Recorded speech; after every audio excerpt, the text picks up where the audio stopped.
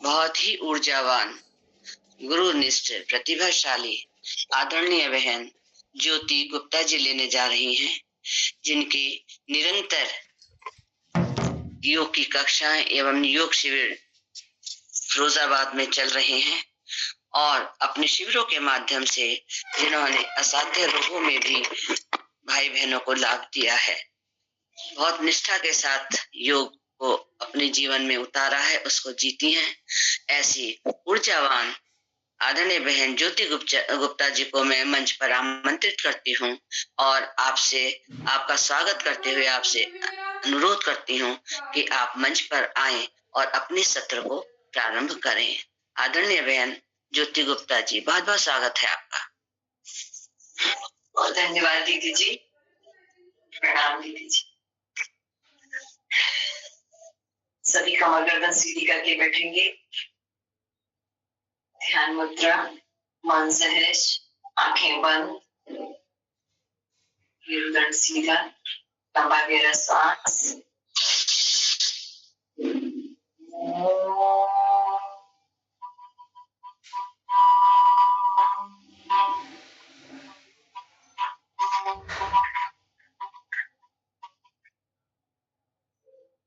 असतो मा सद्गमय, तमसो मा ज्योतिर्गमय, मृत्युर्मामृतं गमय। ॐ सहना भवतु, सहनौ भुनक्तु, सह वीर्यं करवावहै, तेजस्विनावधीतमस्तु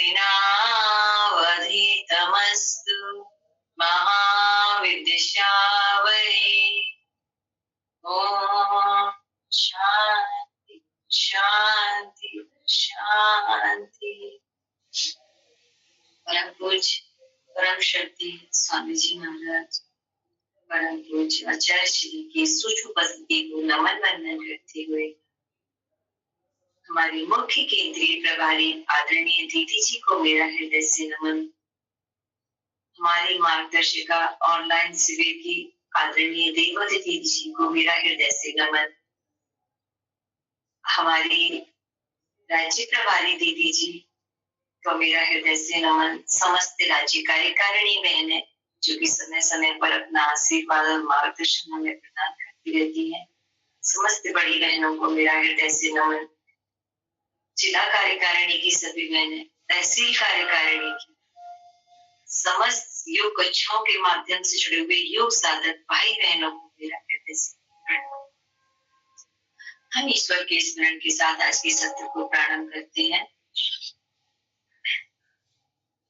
शरणागति में आपकी, जीवन को हमने संवारा है। शरणागति में आपकी, जीवन को हमने संवारा है।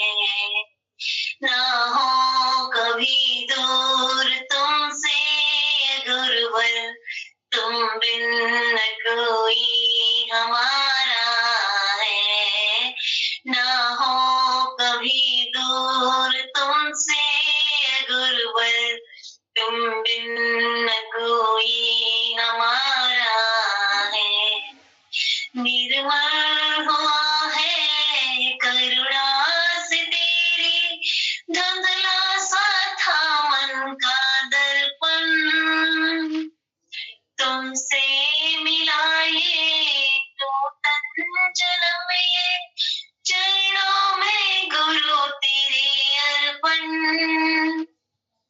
माटी सजीवन दीपक बनाकर गुरुवर तुमने निखारा है। माटी सजीवन दीपक बनाकर गुरुवर तुमने निखारा है। शरणागति में आपकी, जीवन को हमने संवारा है।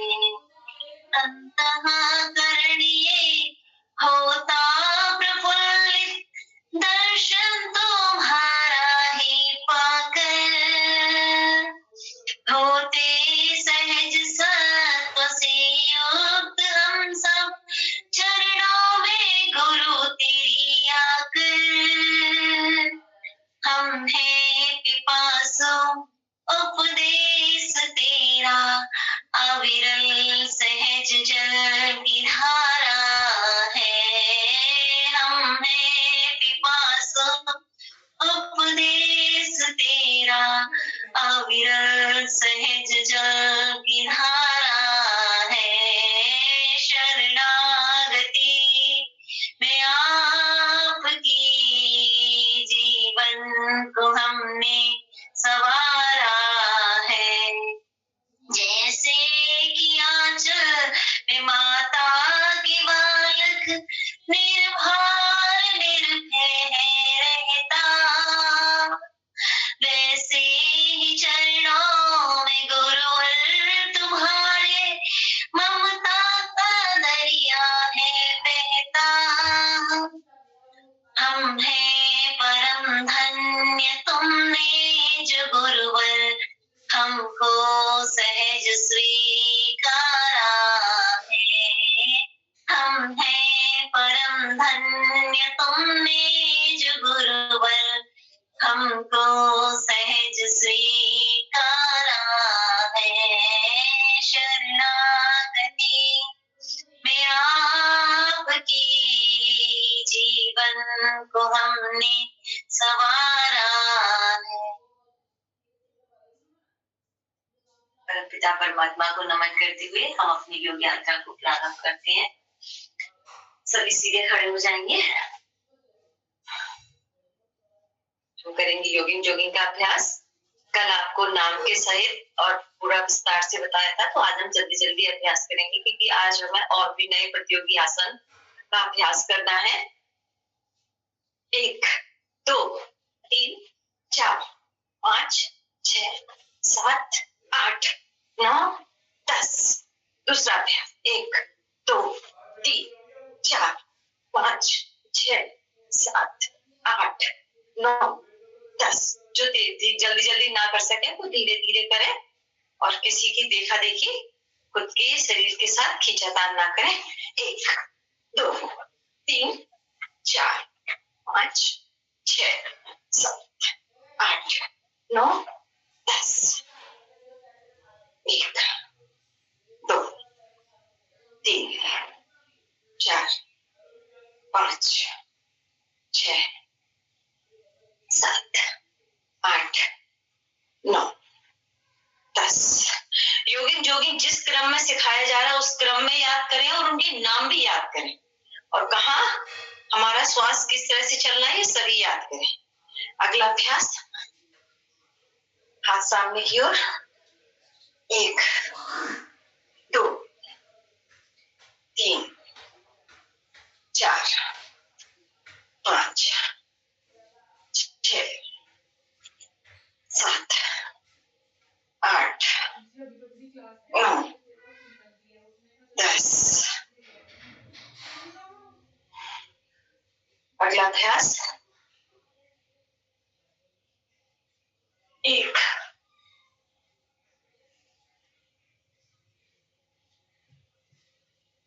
2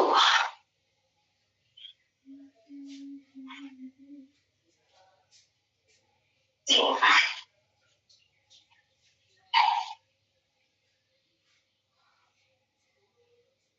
4। अगला अभ्यास, श्वास भरते हुए श्वास छोड़ते हुए। 1 2 3 4 5 6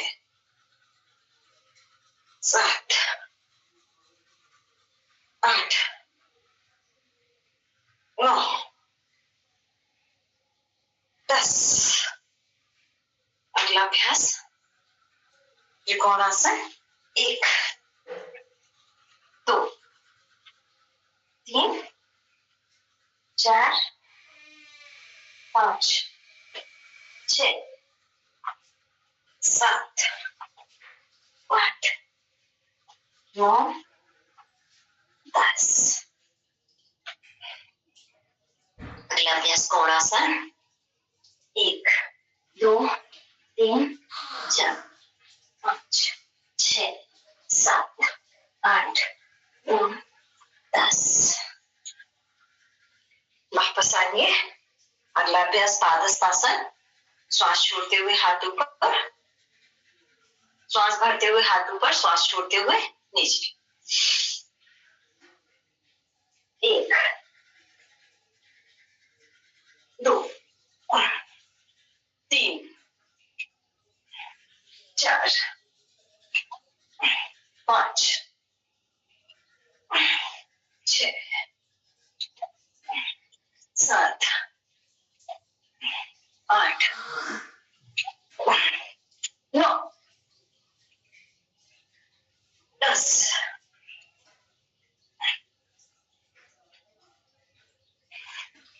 चलिए पादहस्तासन। एक, इसको जो धीरे धीरे कर सकते हैं वो इस तरह से करें, और जो जल्दी कर सकते हैं 1 2 3 4 5 6 7 8 9 10। अगला अभ्यास 1 2 3 4 5 6 7 8 9 10। अगला अभ्यास 1 2 3 4 5 6 7 8 9 10। अब दोनों हाथों से 1 3 4 5 6 7 8 9 10। अगला अभ्यास ताली बजाते हुए 1 3 5 6 7 8 9 10। अब हाथों को गोल गोल घुमाएंगे। 1 2 3 4 5 6 7 8 9 10। एक बार आगे की लग, एक बार पीछे। 1 2 3 4 5 6 7 8 9 10। ये है हमारा योगिंग के पूरा 17 अभ्यास। अब 2 मिनट अपने श्वासों की गति को सामान्य करते हुए हम सूर्य नमस्कार का अभ्यास करेंगे।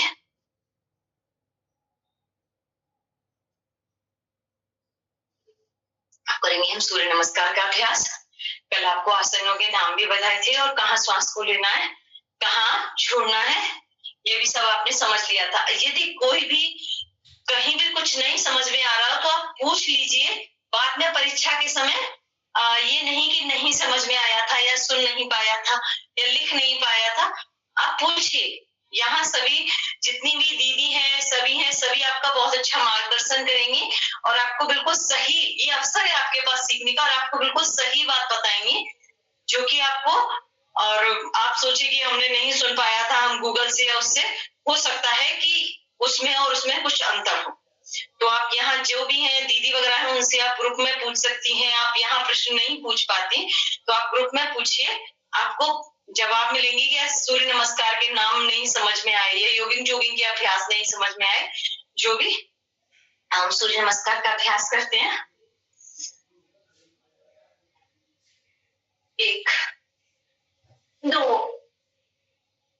3 4 5 6 7 8 9 10 11 12। ये हुआ हमारा सूर्य नमस्कार। अब आज हम सीखेंगे, कल एक बहन का प्रश्न था सत्र समापन के समय कि कब्ज की समस्या, तो जो कि बच्चों को भी है बड़ों को भी है। तो कब्ज की समस्या के लिए हमें क्या करना चाहिए? सुबह जल्दी उठकर हमें ऊषा पान करना चाहिए। ऊषा पान में आप क्या कर सकते हैं? आपको गुनगुना पानी पीना है। और यदि आप बीपी के पेशेंट हैं, बीपी के पेशेंट नहीं है तो आप हल्का सा सेंधा नमक उसमें डाल सकते हैं। हल्का सा सेंधा नमक डालकर गुनगुना पानी पीजिए, घूंट घूंट करके, उकड़ू आसन में बैठकर, खड़े होकर नहीं। और हम उकड़ू आसन में बैठकर थोड़ा ऊषा पान धीरे धीरे हमको करना चाहिए। फिर उसके बाद हमको उस पानी को पीने के बाद जितना हम पी सकते हैं, हमें जबरदस्ती नहीं कि इतना पीना ही पीना, लेकिन धीरे धीरे अपना अभ्यास अधिक से अधिक पानी पीने का बढ़ाएं। आज 1 गिलास है तो कल 1.5 कीजिए, फिर 2 कीजिए। फिर उसके उपरांत हमको पानी पीने के उपरांत यदि हमारा पेट नहीं साफ होता है तो हमें इन 3 आसनों का अभ्यास करना चाहिए। पहला है हमारा ताड़ासन। हाथों को ऊपर ले जाएंगे, उंगलियां इंटरलॉक है हमारी, हथेली आसमान की ओर, श्वास भरते हुए ऊपर, पैर के पंजों पर, पूरे शरीर का भार।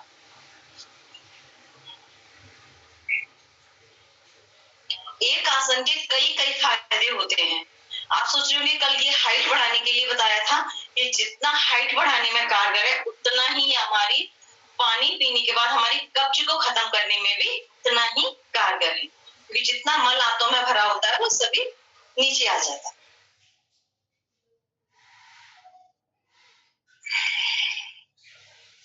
दूसरा अभ्यास करेंगे हम, पैरों में थोड़ा सा फासला।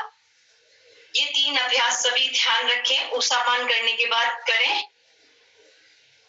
एक हाथ कंधे पर, एक हाथ हमारे पीछे कमर की ओर, और कटी चक्रासन। देखने का प्रयास करें पीछे, जितना आप पीछे जा सकते हैं।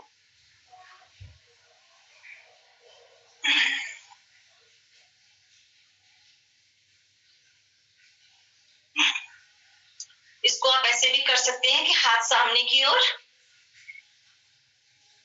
और जितना आप हाथों को ले जा सकते हैं पीछे,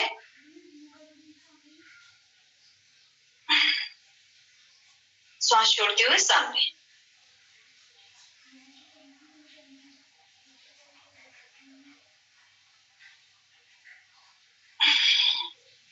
दो, तीसरा अभ्यास है, आप बैठेंगे और आपके राइट पैर का घुटना उल्टे पैर के पंजे के पास होना चाहिए। आप इस तरह से बैठे हुए हैं पंजे पर, और ये दोनों हाथ आपके घुटनों पर,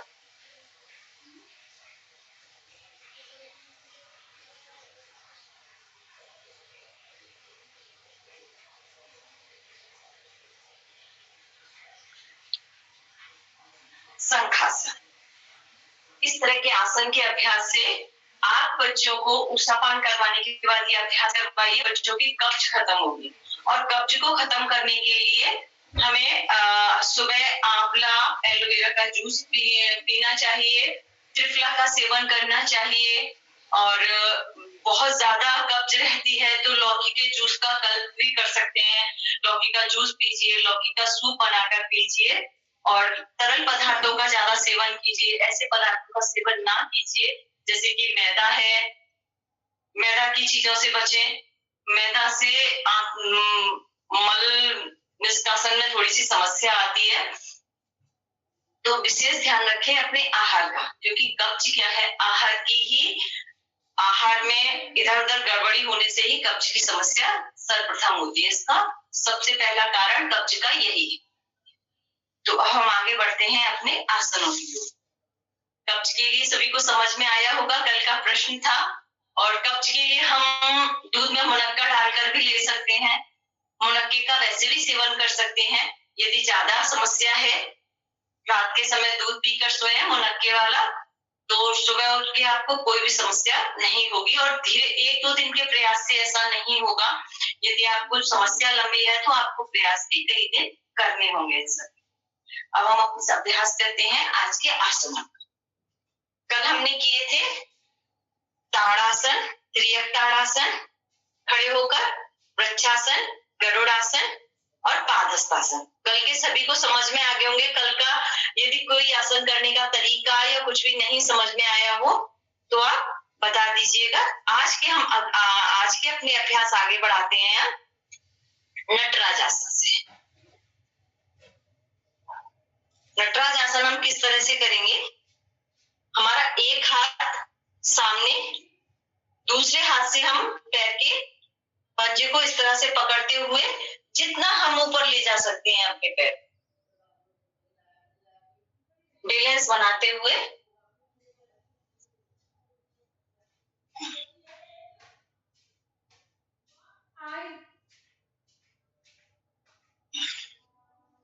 सामान्य।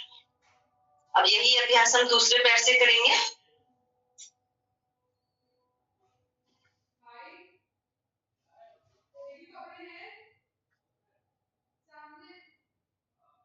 दीदी थोड़ा बीच में हो जाएगी, बीच में हो जाएगी दीदी थोड़ा।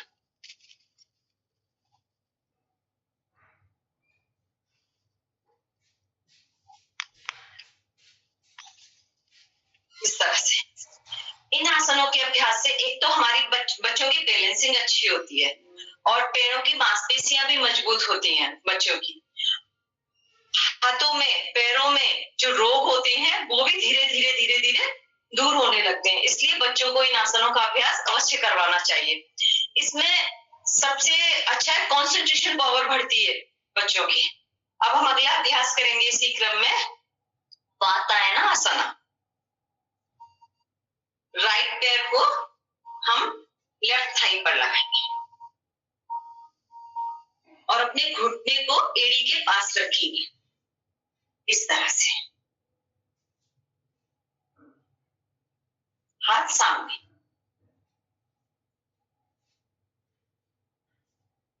सामान्य। अब यही अभ्यास दूसरी तरफ से करेंगे।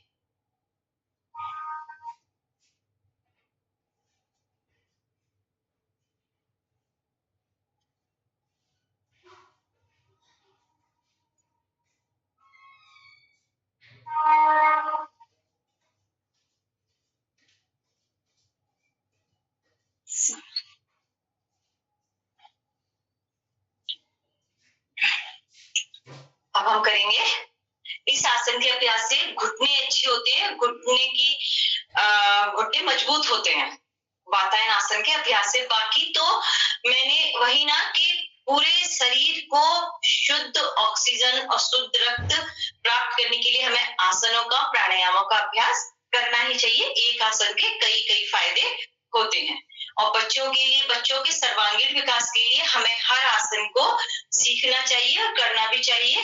क्योंकि कोई आसन बच्चों के मेरुदंड को ठीक करेगा, कोई बच्चों की स्पॉन्डिलाइटिस और सर्वाइकल की समस्या को ठीक करेगा, तो हमें सभी आसनों का धीरे धीरे बच्चों को अभ्यास करवाना चाहिए। इसी क्रम में हम आगे करेंगे हस्त पाद गुष्ठासन। हम हाथ से पैर के अंगूठे को पकड़ेंगे और साइड में जितना पैर को खोल सकते हैं। समान। अब ये हमने साइड से किया, इसको हम सामने भी कर सकते हैं।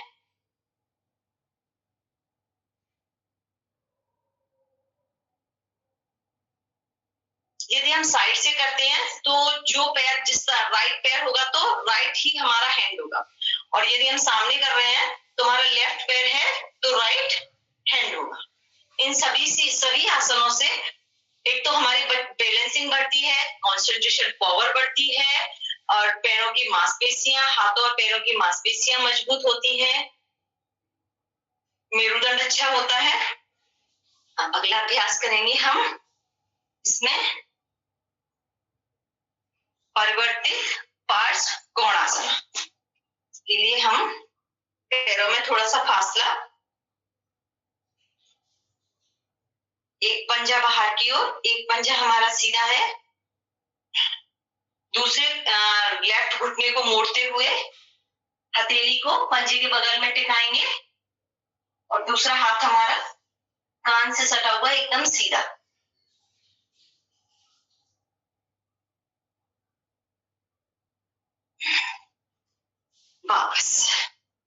अब यही अभ्यास हम दूसरी ओर करेंगे।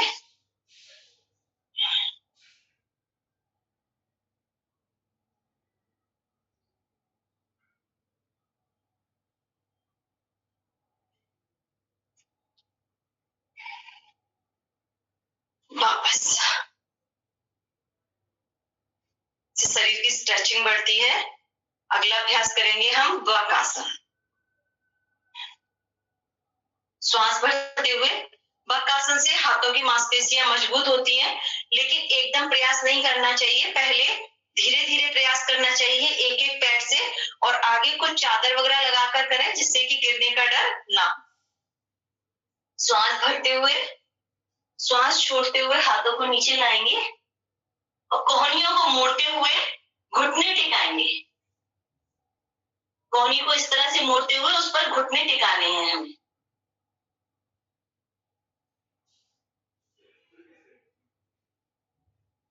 फिर एक एक पैर से अभ्यास करेंगे इस तरह से, एक एक पैर से। जब हमारा एक एक पैर से अभ्यास हो जाएगा, फिर हम दोनों पैरों से प्रयास करेंगे धीरे धीरे।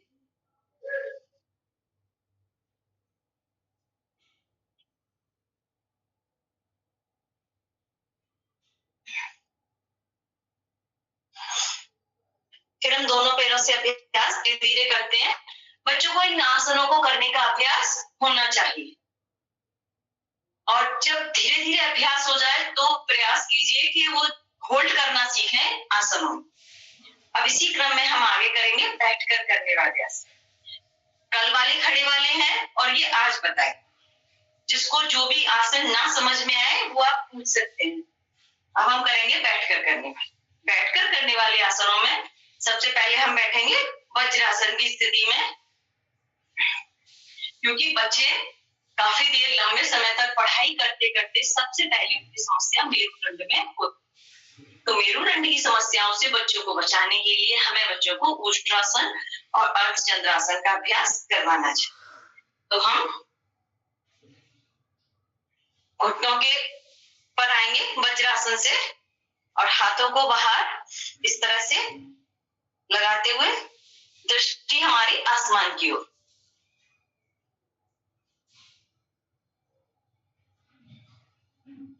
ये थायराइड के लिए भी बहुत अच्छा आसन है, क्योंकि यदि थायराइड ग्लैंड निष्क्रिय हो जाती है, जिसकी वजह से दुर्बलता और मोटापा ये रोग हो जाते हैं, तो बच्चों को ऐसी कोई भी समस्या ना हो, उसके लिए हमें बच्चों को इनका अभ्यास करवाना चाहिए। और इसका अभ्यास जो उष्ट्रासन नहीं कर सकते हैं वह भी कर सकते हैं। अब हम उष्ट्रासन किस तरह से करेंगे? हमें सीधे हाथ से सीधे पैर की एड़ी को पकड़ना है और उल्टे हाथ से उल्टे पैर की एड़ी को पकड़ना है।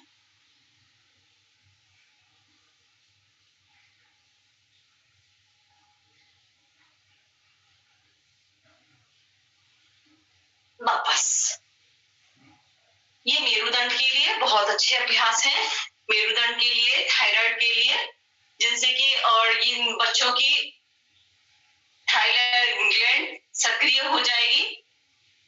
बचपन से ही छोटे छोटे बच्चों को जो बीमारियां हो जाती हैं, तो हमें बच्चों को स्वभाव से बचपन से ही योगी बनाना है, क्योंकि योग की सेवा ही आपको उच्च कुल का बना सकती है।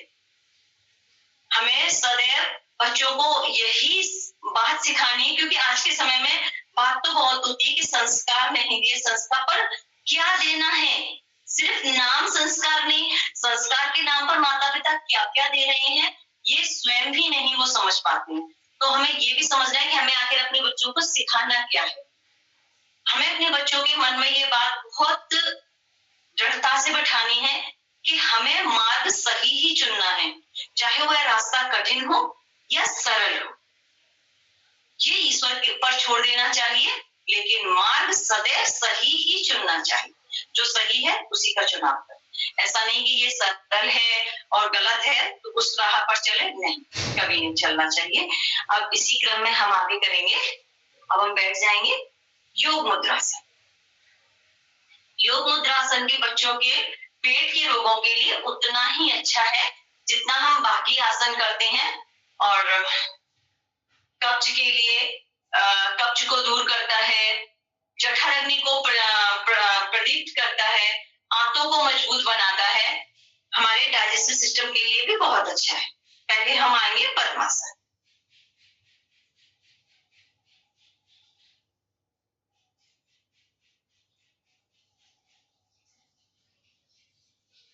नाभि पर सीधा हाथ, फिर उसके ऊपर उल्टा हाथ रखते हुए श्वास छोड़ते हुए आगे की ओर झुकेंगे।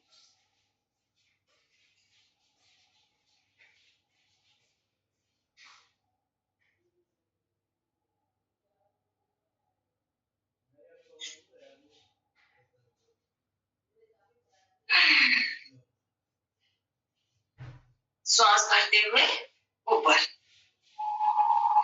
इसी अभ्यास को हम दूसरी तरह से भी कर सकते हैं। एक बार तो हमने पेट पर हाथ रख के किया और हम, लेकिन दूसरी बार में भी हम पद्मासन की स्थिति में ही रहेंगे। हाथ हमारे पीछे, हम हाथों को इस तरह से पीछे पकड़ेंगे, एक हाथ से दूसरे हाथ को, और प्रयास करेंगे हम आगे कितना जा सकते हैं अपनी ठोड़ी को जमीन से लगाने।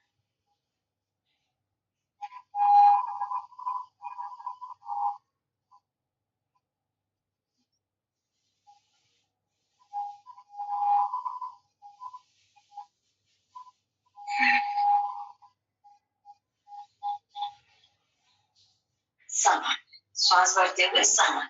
एक बार पुनः अभ्यास करेंगे।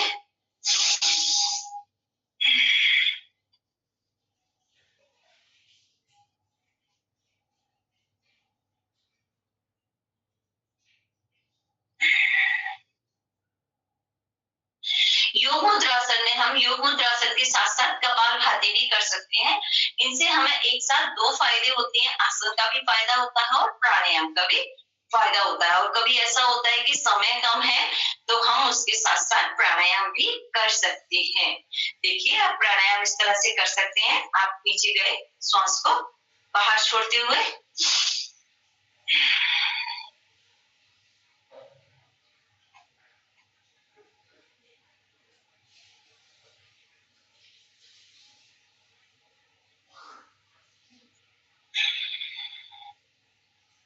सामान्य। अब हम करेंगे अर्ध मतेंद्र आसन। अर्ध मतेंद्र आसन में ये कमर में दर्द होता है, कमर में फैट होता है, फैट को भी दूर करता है, फ्लेक्सिबिलिटी को बढ़ाता है बॉडी की, और बच्चों की मांसपेशियों को मजबूत करता है, कमर दर्द को भी दूर करता है। तो हमें किस तरह से करना है? सर्वप्रथम हम अपने राइट पैर की, जिस तरह से हम गौमुख आसन में रखते हैं, हम राइट पैर की एड़ी को पीछे ले जाएंगे और लेफ्ट पैर के पंजे को राइट पैर के घुटने के पास टिकाएं। इस तरह से। यहां तक सभी को समझ में आया? फिर हम राइट हैंड को लेफ्ट पैर के घुटने के साइड से निकालते हुए हमें पैर के पंजे को पकड़ना है, और दूसरा हाथ हमारा पीछे, हम साइड से देखेंगे।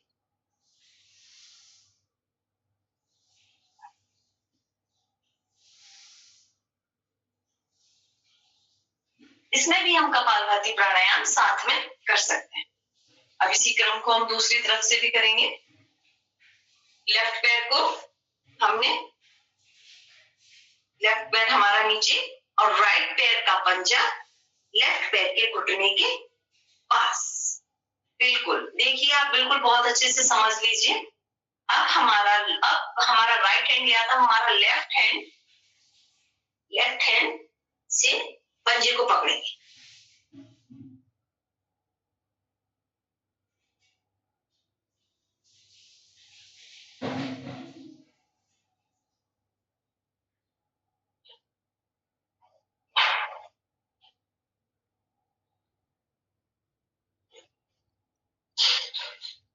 समान।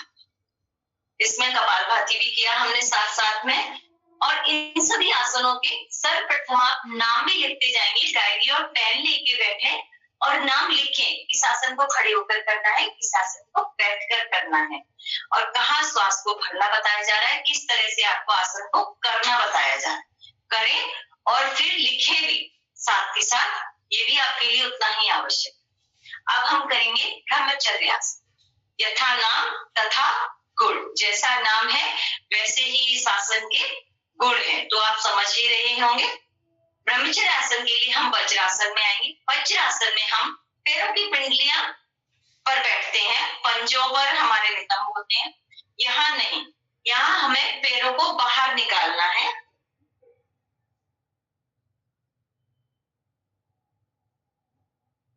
और प्रयास कीजिए हम अपने पंजों को हाथों से जितना बाहर की ओर निकाल सकें।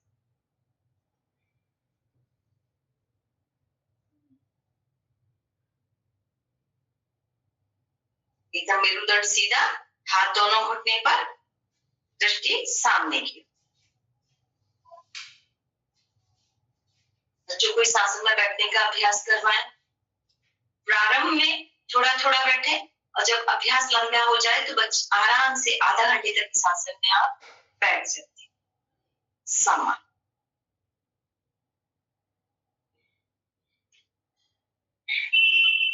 अब हम करेंगे उत्कट आसन। ये सभी आसन बच्चों के यौन संबंधी समस्याओं को दूर करने के लिए भी हैं, जैसे ब्रह्मचर्य आसन, उत्कट आसन। उत्कट आसन में हम हमारे पंजे के पैर की उंगलियों पर पूरे शरीर का भार होता है। पंजे मिले रहेंगे हमारे आपस में। देखिए इस तरह से दिख रहा है आप सभी को, पैर के पंजे इस तरह से मिले हुए रहेंगे।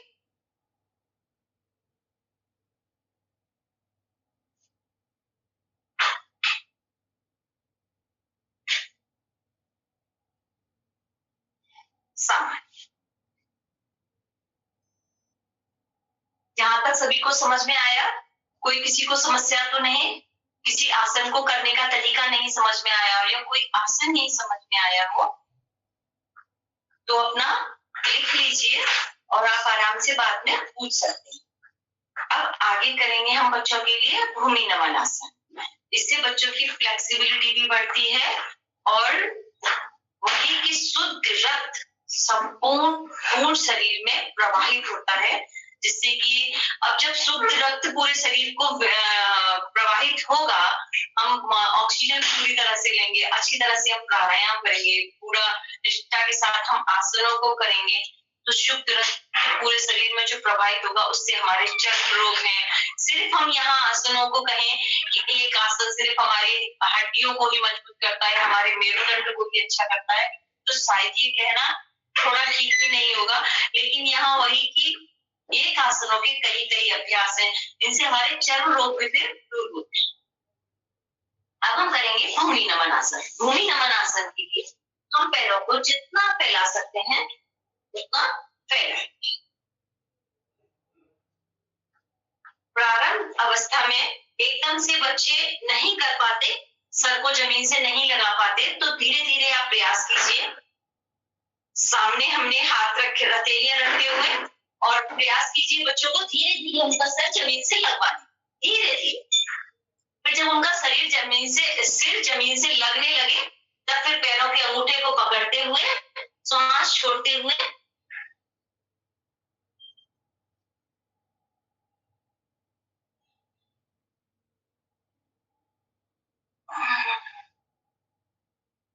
वापस एक बार पुनः अभ्यास करेंगे।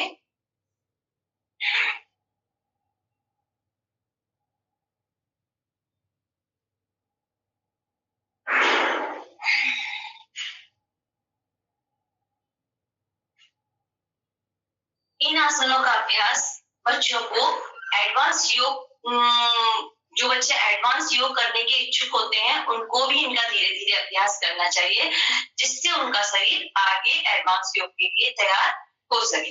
इसलिए भी आपको ये आसन थोड़े थोड़े बताए जा रहे हैं कि आप धीरे धीरे इनका अभ्यास करवा के बच्चों के शरीर को मजबूत बना सकते हैं, उनके हाथ और पैरों की मांसपेशियों को सबल बना सकते हैं।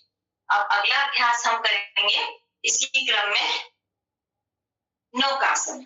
लेट जाएंगे,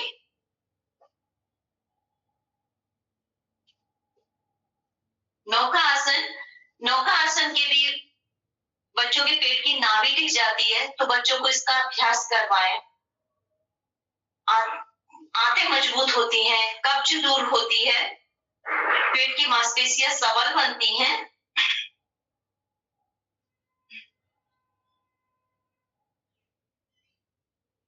पहले हम सर और कंधे उठाते हुए फिर पैरों को उठाएंगे, हाथ हमारे घुटने के समान तक रहेंगे और हमारा सारे शरीर का भार कमर पर होगा।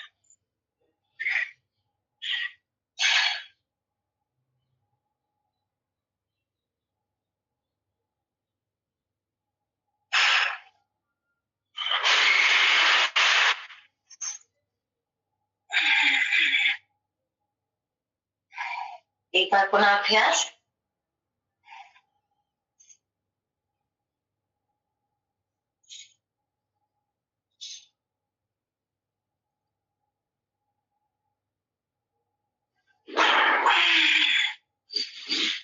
सामान्य।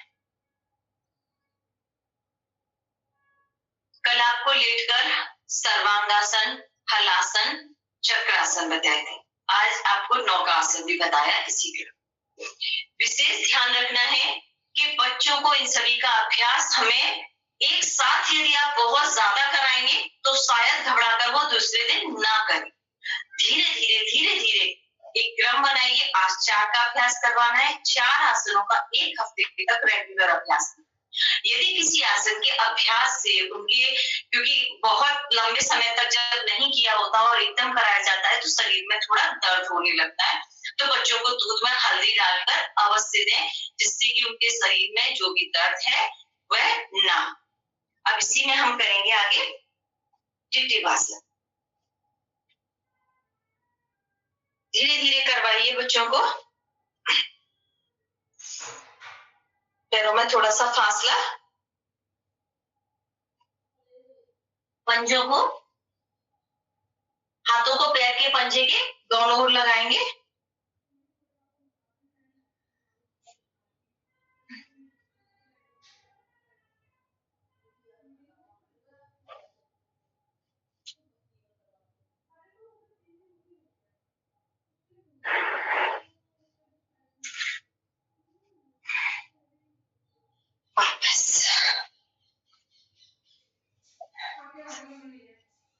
अब आगे करेंगे पश्चिमोत्तानासन। ये बच्चों की हाइट बढ़ाने के लिए बहुत ही अच्छा अभ्यास है।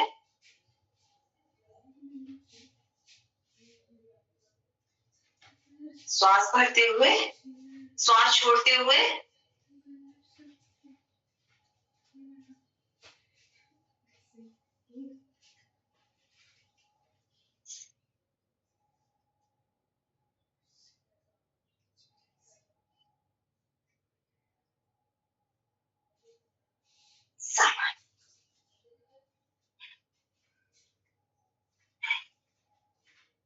ये है हमारे आसनों के अभ्यास। ऐसे बहुत आसन है, लेकिन हम बच्चों को धीरे धीरे अभ्यास करना। अब जिन बच्चों की बॉडी बहुत ज्यादा ही जाम है तो एकदम उनसे कोई भी ऐसा कठिन अभ्यास ना करवाएं। पहले सूक्ष्म अभ्यासों को करते हुए उनके शरीर को खोलने का प्रयास करें। 5 मिनट हम सूक्ष्म अभ्यास सीखेंगे। हाथों के और पैरों के, कलाई के। लगता है आपको कोई भी अंग ऐसा है बच्चों का जो कि कमजोर है, तो आप उसी का थोड़ा सूक्ष्म अभ्यास ज्यादा से ज्यादा करवाकर आप उनको सबल बना सकते हैं।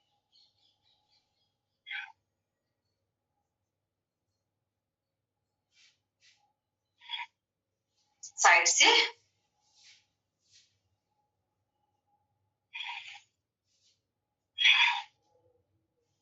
कोई भी बच्चों को अभ्यास करवाने के बाद बच्चों को शवासन करवाइए ताकि उनकी बॉडी रिलैक्स हो जाए।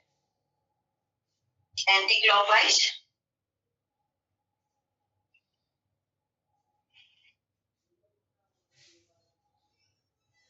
हाथों को ऊपर पकड़ते हुए। ये अभ्यास बच्चों के सर्वाइकल स्पॉन्डिलाइटिस के लिए भी बहुत अच्छे हैं, क्योंकि बहुत भारी बैग उठाने के कारण उनके कंधों में, गर्दन में दर्द प्रारंभ हो जाता है। तो इनको सिर्फ सूक्ष्म अभ्यास ही ना समझें।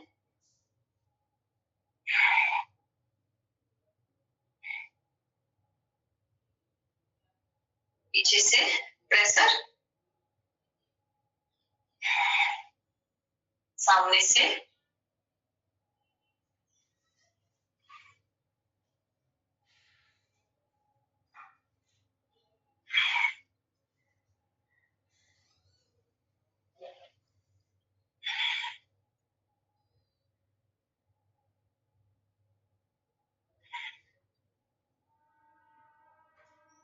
हाथों को कंधों को घुमाएंगे, दोनों हाथों को घुटने पर रखते हुए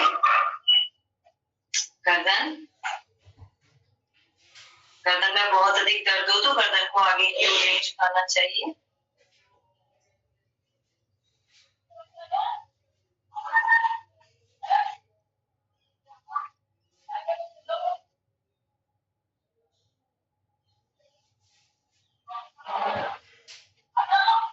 हम पैरों का अभ्यास करेंगे, पैरों का भी थोड़ा सा करेंगे।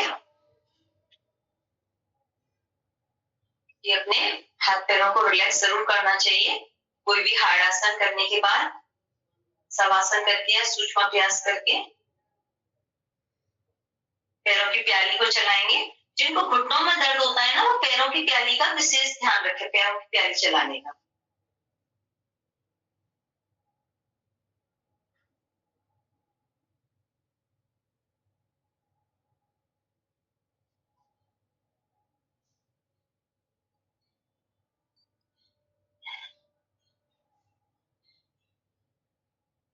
पंजों को जमीन से लगाएंगे इस तरह से। सभी को दिख तो रहा होगा।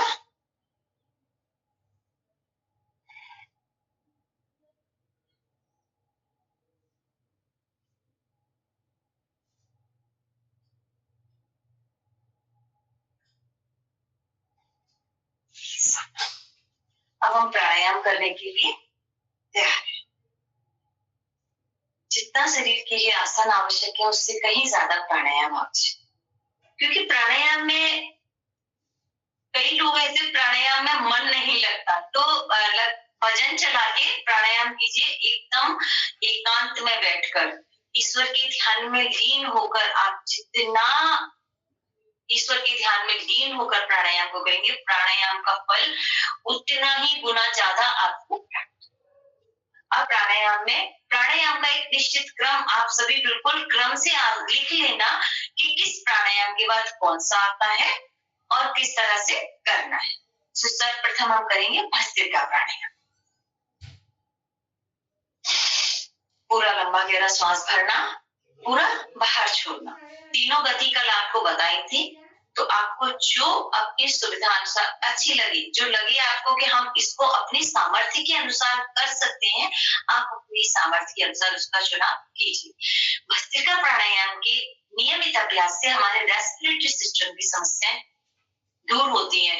साइनस है, जुकाम है, नजला है, कफ, खांसी, ये सभी समस्याएं, क्योंकि हमारे फेफड़ों को भरपूर ऑक्सीजन प्राप्त होती है। हम नॉर्मली सांस लेते हैं तो जरा ध्यान से देखिए कि हमारी सांस जा कहां तक रही है।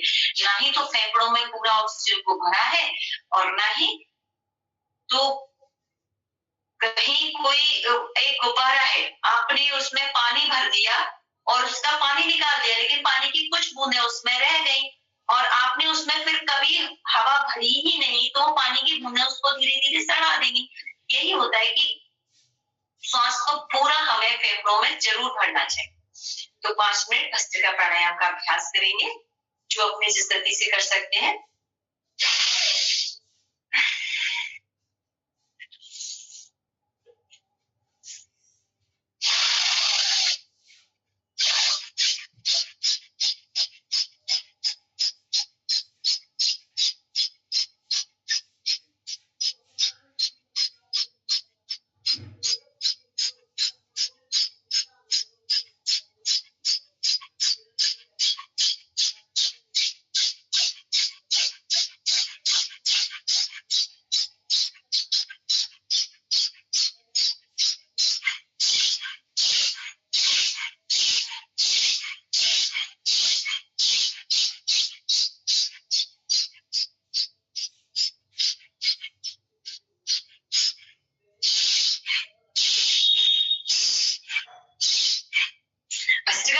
सभी अपने निरंतर जारी रखेंगे।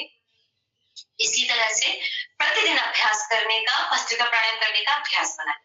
एक चीज और, जैसा कि हमने कल किया था, हम प्राणायाम के साथ साथ कुछ जो हमारे लिए, हमारे जीवन के लिए उपयोगी है, वो हमें सीखना चाहिए। हमें कभी भी ऐसे विचारों को अपने मस्तिष्क में नहीं आने देना चाहिए जो कि मेरे लिए भी हानिकारक हो और दूसरे के लिए भी हानिकारक हो। कभी कभी हम क्या करते हैं कि विचार हमारे मस्तिष्क में आए, हम ये सोचते हैं कि ये मेरे लिए तो हानिकारक है नहीं, क्योंकि मैं तो उसके साथ कर रहा हूँ, तो ये हानि तो उसकी होगी। लेकिन ऐसा नहीं होता, आपके भी कर्म बन रहे हैं, हानि आपको भी उतनी ही होगी, उतनी नहीं ज्यादा होगी। इसलिए ऐसे विचारों को सदैव आने से पूर्व ही स्वयं से दूर कर देना चाहिए कि मेरे मस्तिष्क में आपका कोई कार्य नहीं है। आप यदि अपने ज्ञान के नेत्र खुले हुए रखेंगे, अपने मस्तिष्क के कपाट सदैव खुले हुए रखेंगे कि क्या अच्छा है क्या बुरा, और कोई भी कार्य अच्छा बुरा करने से पहले जैसा हम अपने मन को बनाते हैं, यहाँ सभी भस्त्रिका प्राणायाम करते रहेंगे और थोड़ा सा सीखेंगे, क्योंकि ये विषय जैसे कि बच्चों से रिलेटेड है, तो यहाँ बच्चों को हमें ये सब सिखाना है। बड़ों को शायद, बड़े तो जैसे हैं वो उनको तो, लेकिन हम बच्चों के मस्तिष्क को परिवर्तित कर सकते हैं अच्छे विचारों को भरकर। हमारे पड़ोस में कोई बच्चा रहता है और उसमें कोई गंदी आदत है, तो हम कभी क्या सोचें, हम उसको अवश्य टोकें कि बेटा ये गलत है, लेकिन बहुत ज्यादा उसके पीछे ना पड़े, क्योंकि हम उसके माता पिता को भी सूचित करें कि आपका बच्चा ये करता है, ये थोड़ा सा गलत है, पर किसी भी गलत तरीके से नहीं, सबके सामने नहीं। जिस तरह से आप अपने बच्चों के अवगुण को छुपा के रखते हैं, ऐसे ही उनके भी किसी के सामने उजागर मत कीजिए। बहन जी ऐसा है कि आपके बच्चे में ये अवगुण है, समझाया लेकिन नहीं समझा। अब इससे क्या होगा कि आपने संदेश क्या दिया कि आप जो गलत है उसके खिलाफ है, तो आपका जैसा आप संदेश देंगे वैसा आपका मस्तिष्क स्वयं बनता जाए। तो इसी तरह से सब भस्त्रिका प्राणायाम करते जाएंगे। किया सभी ने, आशा होगी भस्त्रिका प्राणायाम, क्योंकि अपने रेस्पिरेटरी सिस्टम को ठीक करने के लिए हमें भस्त्रिका प्राणायाम बहुत आवश्यक है, क्योंकि फेफड़ों के भी कई रोग होते हैं, बहुत रोग धीरे धीरे गांठें तक बन जाती हैं, हम पूरी श्वास अंदर नहीं लेते, फिर उनमें कैंसर भी बन जाता है। तो ऐसे रोगों से बचने के लिए हो जाए तो बहुत लंबा अभ्यास कीजिए, आधा घंटे तक कीजिए धीरे धीरे, और ये हो ही ना, इनसे बचने के लिए प्रारंभ से ही स्वयं को योगी बनाइए, क्योंकि अभी बताया था योग की सेवा ही आपको उच्च गुण का बना सकती। फिर से करेंगे भस्त्रिका प्राणायाम।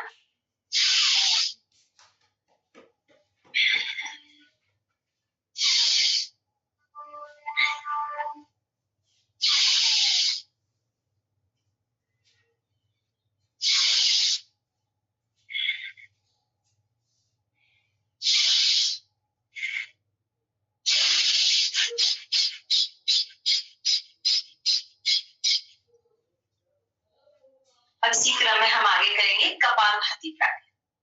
कपालभाति, ये प्राणायाम आपको कल बताए थे कि ये किनको नहीं करना है, सावधानियां कहाँ रखनी है, तो आशा है आप सभी को सावधानियां याद होंगी।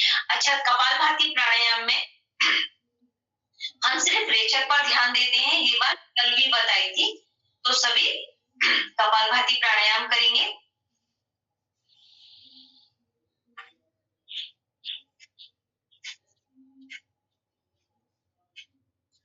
कपालभाति प्राणायाम करते हुए हम यहाँ एक चीज को समझेंगे कि हम भस्त्रिका प्राणायाम में पूरक पर भी बल देते हैं और रेचक पर भी बल देते हैं। तो यहाँ पूरक क्या है, रेचक क्या है, कुंभक क्या है, हमें इनको भी समझना है, क्योंकि ये प्रश्न परीक्षा में अवश्य ही आते हैं और एक योगी को इन बातों का पता होना चाहिए।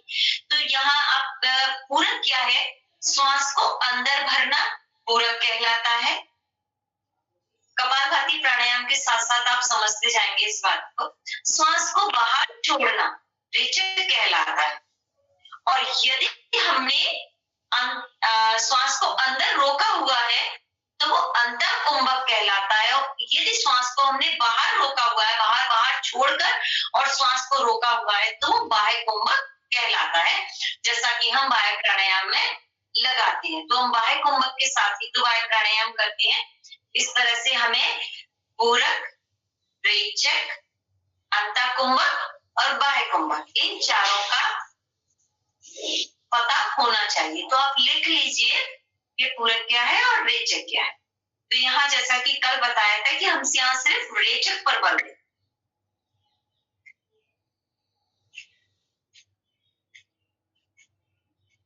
पूरक स्वतः ही होता है, पूरक के लिए कोई होता? पेट का संकुचन और विस्तारण होगा। इससे हमारे डाइजेस्टिव सिस्टम के सभी रोग दूर होते हैं और हमारे जिनको घुटनों में ग्रीस नहीं बनती है, असाध्य से असाध्य रोग, पृष्ठ में गांठें हो जाती हैं, यूट्रस में गांठें हो जाती हैं, शरीर में कहीं भी गांठें हो जाती हैं, घुटनों में ग्रीस नहीं बनती है, घुटनों के कार्टिलेज में प्रॉब्लम है, लिगामेंट्स में प्रॉब्लम है, कोई भी समस्या है, आप कपालभाति प्राणायाम का लंबा अभ्यास करने का स्वभाव बनाइए। यदि आपको कोई भी असाध्य रोग है तो, यदि आपको रोग नहीं है तो 15 मिनट निष्ठा पूर्वक ईश्वर भक्ति के साथ प्राणायाम अवश्य कीजिए।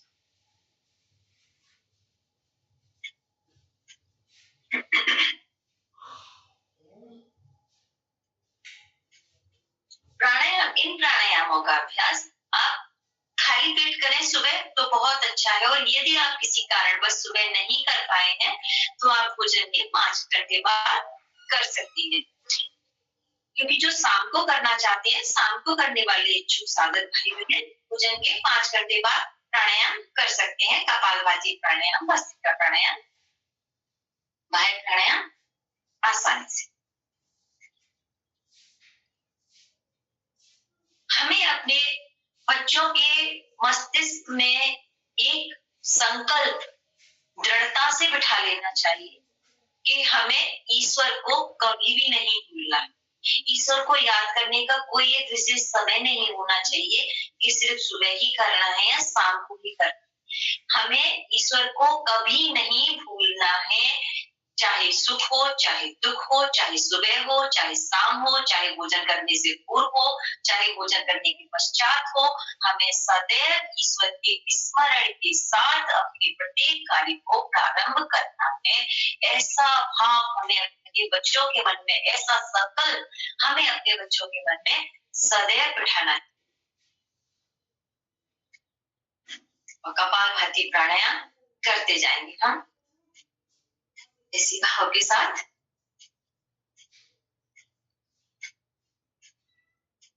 और यहाँ आपको जितना सिखाया जा रहा है, आप जो सीख रहे हैं, इनको सीखने के बाद आपको ये स्वयं तक सीमित नहीं रखना है।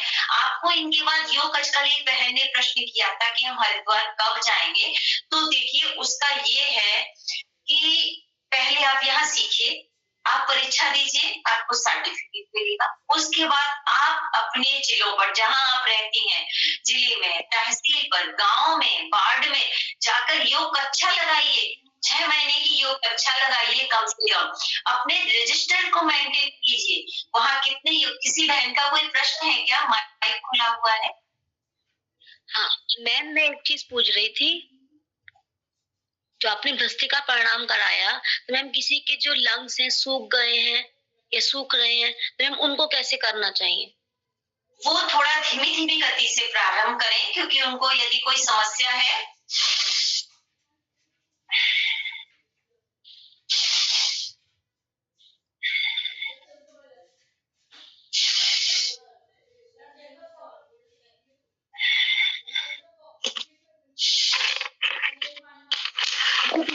करते हुए लंग्स सूख गए हैं तो धीरे धीरे उनको भस्त्रिका प्राणायाम कराएंगे, अनुलोम विलोम प्राणायाम कराएंगे, और जो आपको योगिन जोगिन की क्रियाओं में आगे हाथ करा था, सांस पीछे ले गए थे, ठीक है ना, इस तरीके से आप, हाँ ये वाला जो कराया था, तो ये आप करेंगे तो इससे जो हमारे लंग्स सूख गए हैं तो उसमें लाभ मिलेगा। ठीक है, धीरे धीरे करिए, सामर्थ्य के अनुसार, जल्दी जल्दी नहीं करना है। यहाँ तो क्रियाएं बताई जाती हैं कि आप धीरे भी कर सकते हैं, अभ्यासी जल्दी जल्दी भी कर सकते हैं। ठीक है, क्योंकि भस्त्रिका प्राणायाम अगर हम जल्दी जल्दी करेंगे, अगर किसी को बीपी हाई है, और कपालभाति भी जल्दी जल्दी करेंगे, बीपी अगर हाई है तो वो नुकसानदायक हो सकता है। ऐसा नहीं है कि भस्त्रिका प्राणायाम और कपालभाति बीपी हाई वाले करे ना, करना है सभी को, लेकिन उसको धीरे धीरे करें, क्योंकि सावधानी सबसे पहले जरूरी है। हम कहा थे कि हमें, तो बहन का प्रश्न था कि हम हरिद्वार जाएंगे, तो हरिद्वार जाने से पूर्व आप पहले अपनी जहां रहती हैं वहां योग कक्षाओं को लगाइए। योग साधक अपनी कक्षा, आपकी कक्षा में आए, उनका रजिस्टर मेंटेन कीजिए, उनके प्रेजेंट एब्सेंट लगाइए, फिर आपकी योग के प्रति जितनी निष्ठा बढ़ती जाएगी, आपको स्वयं ईश्वर की कृपा आप पर कब होगी कि आपको खुद भी पता नहीं चलेगा। इसलिए योग कक्षाओं का विस्तार बहुत आवश्यक है। यहाँ सीखने के बाद इस ज्ञान को स्वयं तक नहीं रखना है, क्योंकि ज्ञान को जितना फैलाया जाता है उतना ही बढ़ता है। अगर स्वामी जी, परम पूज्य स्वामी जी इस ज्ञान को स्वयं तक रखते तो क्या आज हम और आप यहाँ जुड़े होते? क्या हम और आज आप साथी होते? क्या हम आज इतने स्वस्थ होते? जहाँ आपाधापी भरी हुई जिंदगी में इतनी बीमारियां हैं, लोग बीमार हैं, वहाँ योग करने वाले बिल्कुल स्वस्थ हैं। और जो योगी नहीं है वो मीठा नहीं खा सकते, नमक नहीं खा सकते, ये फल नहीं खा सकते, ये फल नहीं खा सकते। कितनी अच्छी अच्छी वस्तुएं जो ईश्वर प्रकृति ने हमें प्रदान की उनका सेवन नहीं कर सकते। पर जो योगी है वो बिल्कुल बिना सोचे ही कुछ भी खा ले, मतलब निरर्थक चीजें तो नहीं, लेकिन हाँ जो प्रकृति द्वारा प्रदान की हुई चीजें हैं उनको भी खाने में जो रोगियों को सोचना पड़ता है वहां नहीं रोगियों को सोचना पड़ता। इसलिए इस ज्ञान को पहले फैलाएं, उसके बाद आपको स्वयं ईश्वर की आप पर कृपा होगी। ईश्वर स्वयं आप पर अनुग्रह करेंगे कि कब आपके लिए हरिद्वार से बुलावा आएगा और आप जाएंगे। तो कपालभाति प्राणायाम को इस संकल्प के साथ करना है कि मुझे यहाँ सीखने के बाद इसको औरों को भी सिखाना है। जब औरों को आपसे फायदा मिलेगा तभी तो आप योग शिक्षक कहलाएंगे। यहाँ आप योग शिक्षक का सर्टिफिकेट दे रहे हैं, तो शिक्षक कौन है? जो दूसरों को भी सिखाए।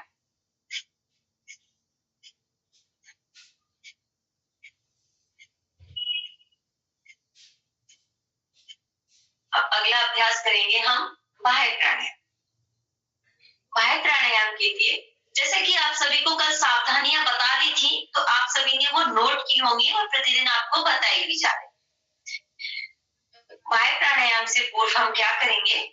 श्वास को पूरा अंदर भरेंगे, श्वास को पूरा बाहर, और कुंभक लगाएंगे। इसमें कुंभक के भी हम नाम याद रखें। मूलबंध, कुंभक तो हमने बाह्य कुंभक लगाया, लेकिन हम बंद के नाम याद रखें। मूलबंध, उद्यान बंद और जालंधर बंद।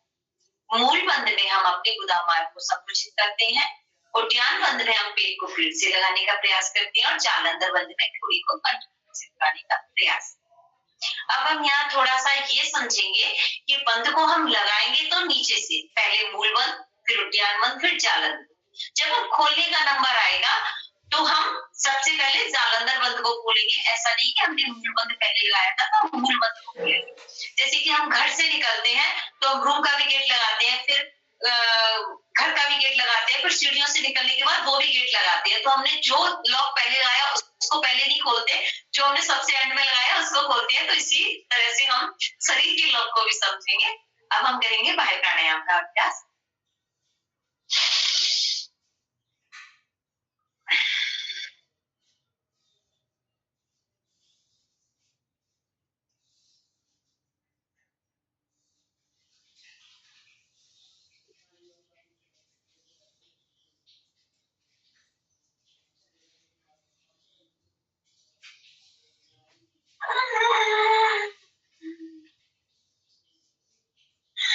एक बार पुनः अभ्यास करेंगे।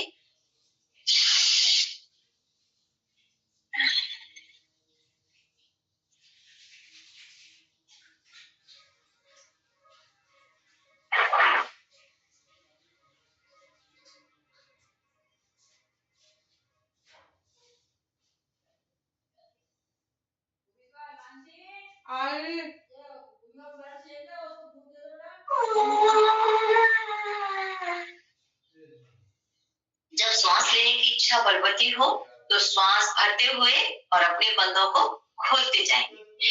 इस प्राणायाम के नियमित अभ्यास से पाइल्स, फिशर, फिस्टुला और यौन संबंधी रोग दूर होते हैं। एक बार पुनः इसका अभ्यास करेंगे। हमें ऊर्ध्वरेता बनने के लिए इसका अभ्यास 3 बार से लेकर बढ़ाते हुए अपनी सामर्थ्य के अनुसार प्रत्येक करना चाहिए। प्रारंभ में बहुत अधिक नहीं करना चाहिए। प्रारंभ में हम प्राणायामों का अभ्यास करके अपने प्राणों को साध सकते हैं। उसके बाद हमें बाह्य प्राणायाम का अभ्यास लंबा करना चाहिए।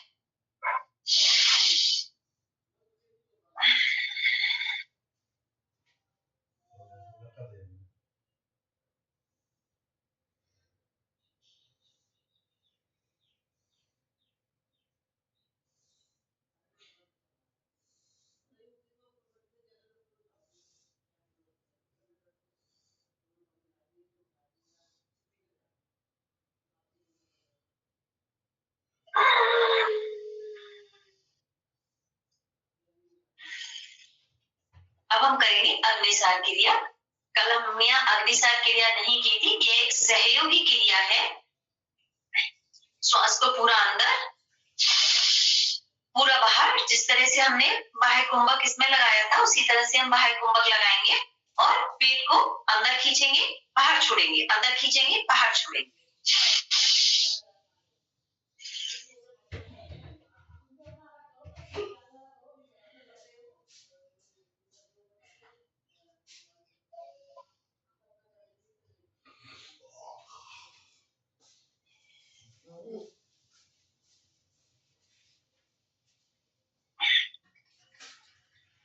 एक बार पुनः अभ्यास करेंगे। ये सहयोगी क्रिया है। आप फिर ध्यान रखिए, जब आपसे पूछा जाए कि प्राणायाम, तो आप अग्निसार क्रिया को प्राणायाम में नहीं बताएंगे, ये एक सहयोगी क्रिया।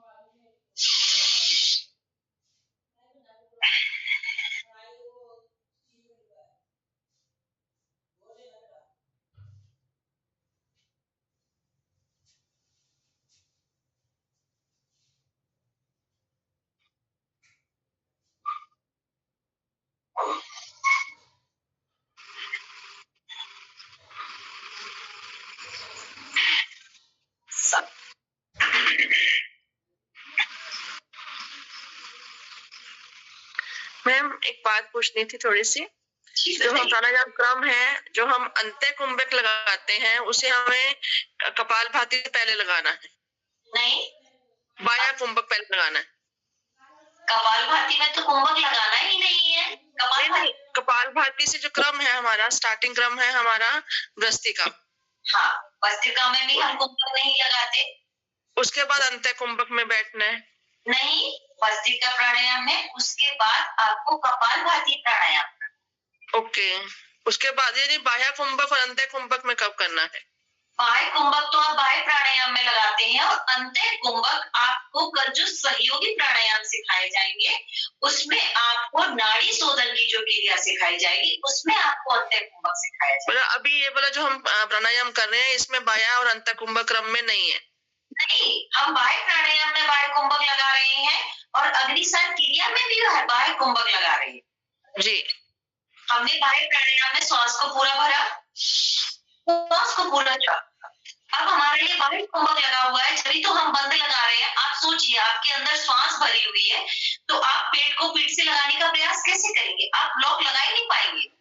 आप स्वयं जरा चेक करके देखिए। नहीं, मेरे पूछने का मतलब ये था कि जो बाह्य प्राणायाम है हम किस क्रम में करेंगे उसको?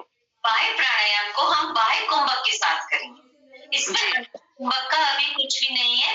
अंतः कुंभक आपको कल जब प्राणायाम सिखाए जाएंगे, जब भी दीदी बताएंगी, तब आपको उसमें नाड़ी शोधन प्राणायाम आएगा, उसमें आपको अंतः कुंभक के बारे में समझाया जाएगा।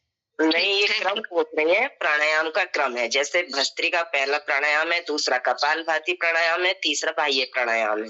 ये प्राणायाम का क्रम हो रहा है। हाँ, तो इसमें आप पूछ रही थी मैं। आपका क्वेश्चन ये तो बताए जा रहे हैं, क्रम लिखवाए भी जा रहे हैं, कल भी बताया था, आज भी बताया है। आप लोग ध्यान नहीं देते हैं और एग्जाम के टाइम में भी आप पहले कपालभाति बता देंगे, फिर वो बता देंगे नहीं आता। साधक पूछ रहे हैं, ये तो पुरानी है, हमारी सुनीता बहुत पुरानी साधक है। हाँ, और इसमें वही तो, इसमें आपको तो आप कराते होंगे, तो आप किस तरीके से कराते हैं? तो क्रम संख्या बराबर आपको रोज, जितनी भी बहनों ने कराया है आपको रोज बताई जा रही है क्रम संख्या। जी मैम।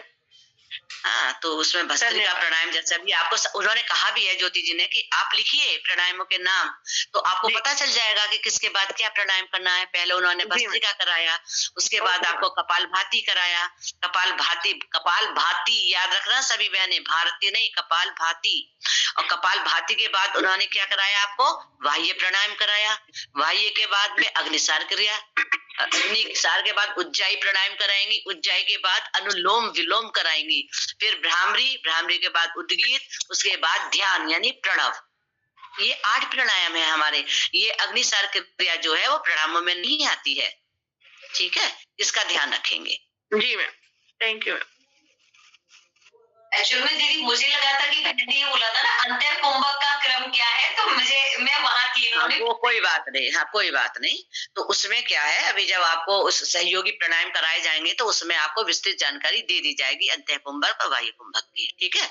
और बाह्य कुंभक जो हम लगा रहे हैं, साथ छोड़ रहे हैं, तो बाह्य कुंभक इसमें जो अग्निसार क्रिया में जैसा बताया है उस हिसाब से आप ध्यान रखिए, लिख लीजिए उसके आगे। अब हम करेंगे इसी क्रम में आगे उज्जयी प्राणायाम। उज्जयी प्राणायाम को करने के लिए हम गले को संकुचित करते हुए श्वास को अंदर भरते हैं। कल भी जैसा बताया था कि हम इसमें भी बंद लगा सकते हैं।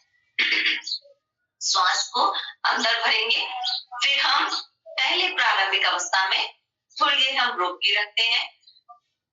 फिर जब हमारा इसका अच्छा हो जाता है, फिर हम बंद लगाते हैं। इसमें मूल बंद और जालंधर बंद के साथ इस प्राणायाम को कर सकते हैं। तो हम अभ्यास प्रारंभ करेंगे। थायराइड के लिए बहुत ही अच्छा अभ्यास है। जिनको खर्राटे आते हैं उनके लिए बहुत अच्छा अभ्यास है। जिन बच्चों की जो बच्चे हकलाते हैं, तुतलाते हैं, स्पष्ट नहीं बोल पाते, कई शब्द ऐसे होते हैं जो भी बच्चे स्पष्ट नहीं बोल पाते, तो उनको इसका लंबा अभ्यास करवाएं, थोड़ा सा 5 बार, 7 बार, 9 बार अभ्यास करेंगे।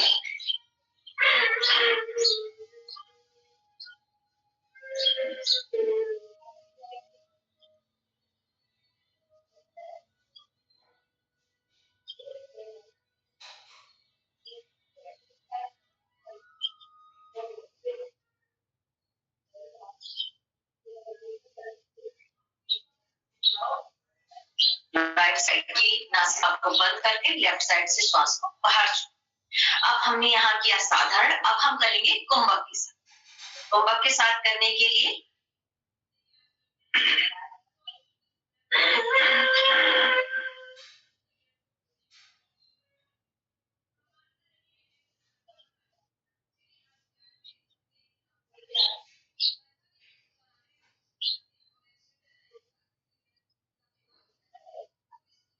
देखिए उज्जयी प्राणायाम में हमारा कुंभक लग रहा है। अगर हम थोड़ी देर लगाते हैं कुंभक और जब हम सांस को अंदर रोक के रखने का ज्यादा देर तक प्रयास करते हैं, वो हो गया हमारा अंतः कुंभक। जो आपका अंतः कुंभक प्रश्न था, अब आपने यहाँ आपने लॉक लगाए, मूलाधार बंद लगाया और जालंधर बंद लगाया। एक बार फिर से अभ्यास करेंगे। थायराइड के रोगियों को इसका लंबा अभ्यास करना चाहिए। इसके साथ साथ उष्ट्रासन का अभ्यास करें, मत्स्यासन का अभ्यास करें और सर्वांगासन का अभ्यास करें। ये सभी थायराइड के लिए बहुत अच्छे हैं।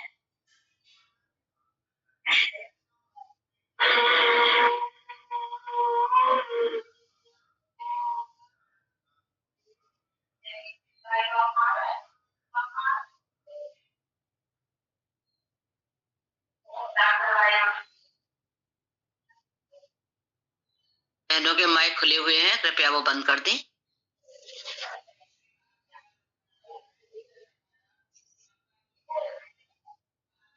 उज्जयी प्राणायाम का सही क्रम विशेष ध्यान रखें। गले से घर्षण करते हुए श्वास को तो लिया, लेकिन कई भाई बहनों को देखा है कि राइट नासिका को बंद करके लेफ्ट से श्वास को बाहर नहीं छोड़ते। तो उज्जयी प्राणायाम का ये सही क्रम है। अब हम आगे करेंगे अनुलोम विलोम प्राणायाम। अनुलोम विलोम प्राणायाम की हम वायु मुद्रा के साथ करेंगे, जैसा कि आप सभी को कल भी बताया था। यह हमारे सभी नस नाड़ियों को परिशुद्ध करता है। हमारे शरीर में 72,72,10,201 नस नाड़ियां होती हैं। आप चाहें तो इस प्रश्न को लिख भी सकती हैं, क्योंकि आपसे परीक्षा में पूछा जा सकता है। फिर ये ना हो कि नहीं हमको बताया नहीं गया था, क्योंकि आपको यहाँ सभी बहनों के द्वारा बेस्ट से बेस्ट देने का प्रयास किया जा रहा है और वही बात आपको बताई जाती है, बार बार बताई जाती है, जिससे कि आप सभी को कंठस्थ हो जाए।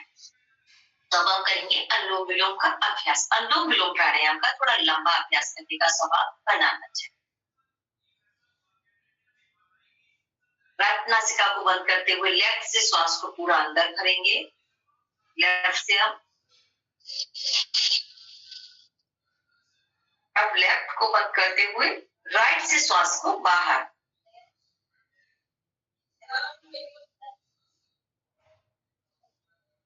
अब हम राइट से भरेंगे।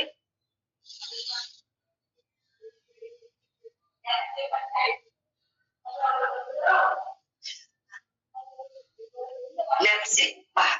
ये है हमारा पूरा एक क्रम, अनुलोम विलोम प्राणायाम।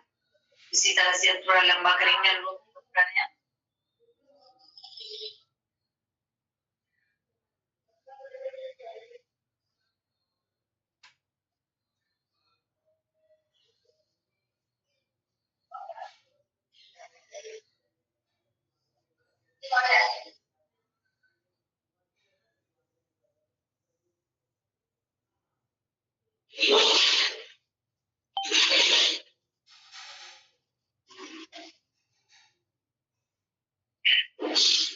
सभी अनुलोम विलोम प्राणायाम करते हुए एक बात का और विशेष ध्यान रखेंगे, क्योंकि ये सत्र बच्चों से संबंधित है, तो हमें यहाँ ये भी विशेष ध्यान रखना चाहिए कि हमने जो भी अनुशासन अपने लिए बनाए हैं उनका हमको दृढ़ता से पालन करना चाहिए। जब हम अपने बनाए हुए अनुशासन का दृढ़ता से स्वयं पालन करते हैं तो बच्चे भी जो आपको देखते हैं वही सीखते हैं, तो बच्चे भी उतनी दृढ़ता से उस अनुशासन का पालन करना सीखेंगे।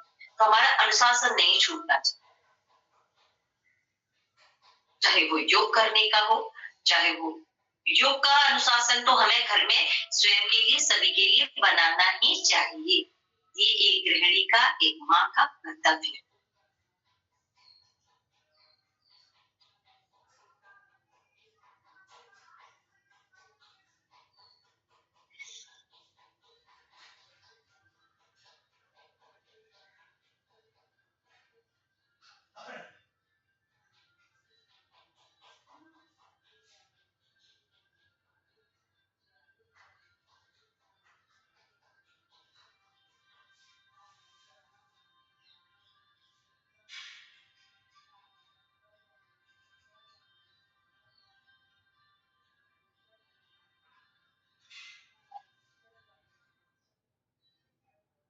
अब हम करेंगे भ्रामरी प्राणायाम।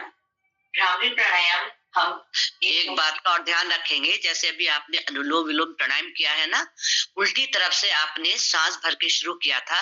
जब रुकने के लिए कहा जाए तो उल्टी तरफ सांस छोड़कर ही रुकना है। पूरा क्रम करके ही रखना है। जैसे कि आपको पूरा क्रम बताया था कि आपने लेफ्ट साइड से सांस को भरा, राइट से छोड़ा, फिर आपने राइट से भरा, लेफ्ट को छोड़ा।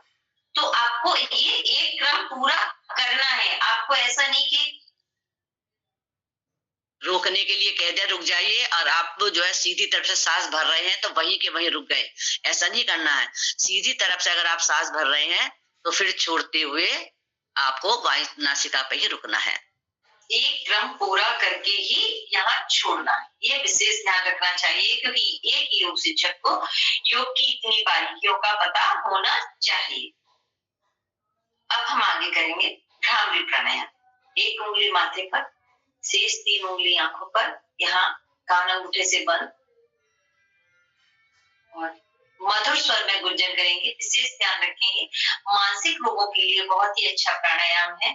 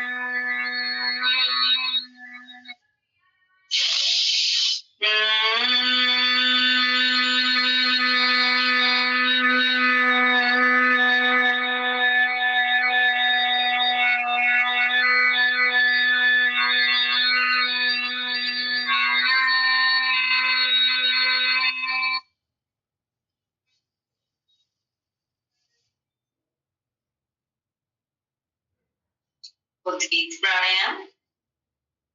ओम का उच्चारण।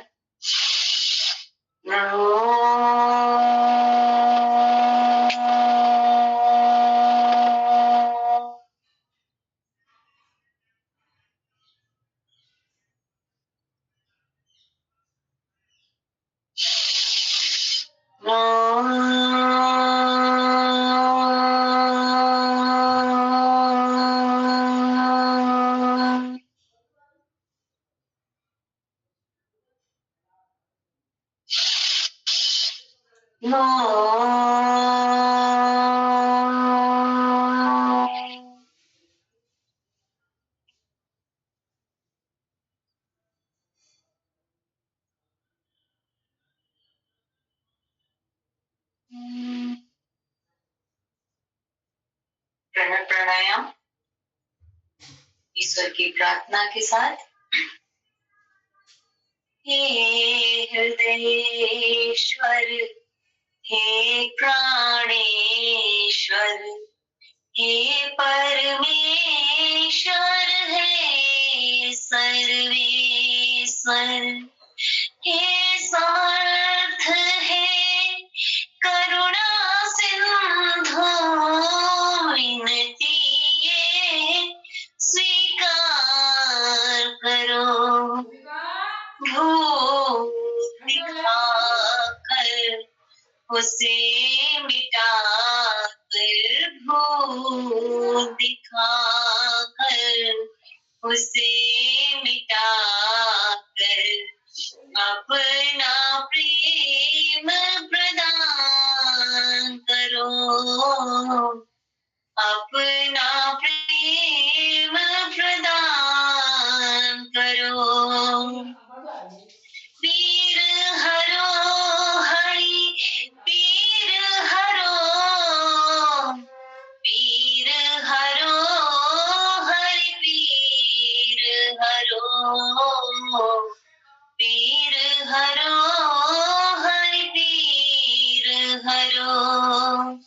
हे हृदयेश्वर, हे प्राणेश्वर, हे परमेश्वर, हे सर्वेश्वर।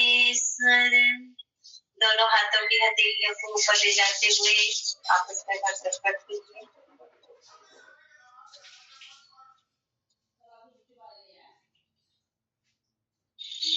हथेलियों की दिव्य ऊर्जा अपनी आंखों पर डालते हुए आंखों को खोलेंगे और सिंहासन के लिए बैठ जाएंगे सभी।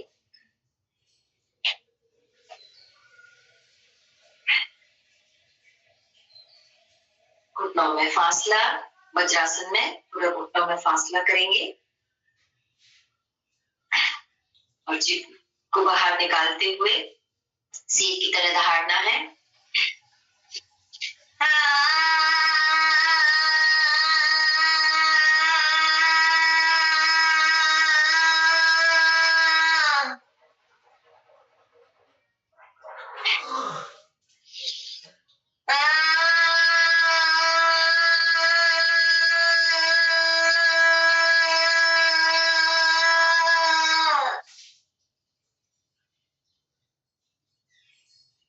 गले को थोड़ा सहलाते हुए अब हास्य आसन करेंगे।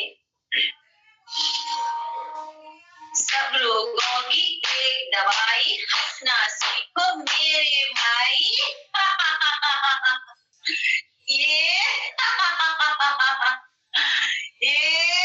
मैम एक बार फिर से बोल दीजिए ये बात। सब लोगों की एक दवाई, हंसना सीखो मेरे भाई। Yes.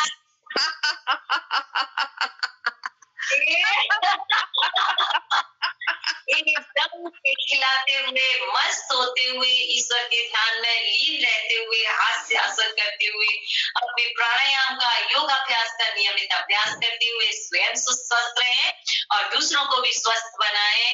योग की सेवा से कभी भी नहीं डिगना है, ये संकल्प लेते हुए हम एक बार पुनः हास्यासन करेंगे। मिट्टी, पानी और हवा, सब लोगों की एक दवा।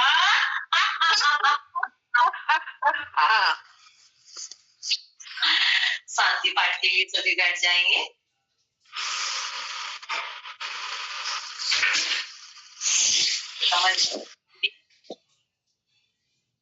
ज्ञान मुद्रा, आंखें बंद, मन सहज, शांति पाठ करेंगे।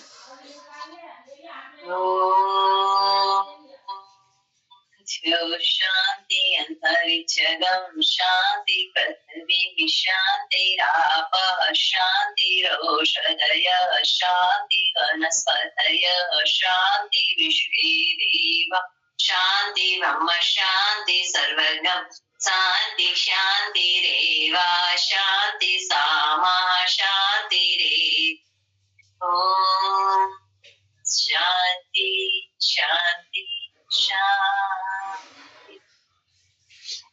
ओम श्री परमात्मने नमः।